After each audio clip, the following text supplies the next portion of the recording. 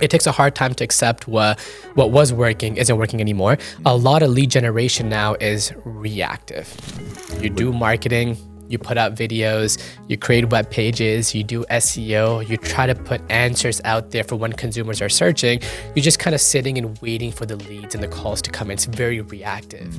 Last year required proactiveness. In addition to all of that, you had to make an effort to make the initial contact. And a lot of veteran agents struggled. Some of the newer agents, they actually succeeded even more. Yeah.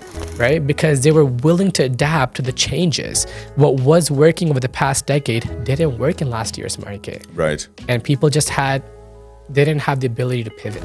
And there were so many different pillars that you had to do, right? We used to say that when the market was good, like 2017 and after, if you worked on 2 pillars, that was enough to make an earning, right? And in real estate, you have massive taxes, so you have to sell a lot more to retain that little portion of it. Right? People don't talk about that part, but you got to sell a lot more, right? And then last year's, you had to work so many different pillars, but you were only going to get paid 35% of what you would normally earn.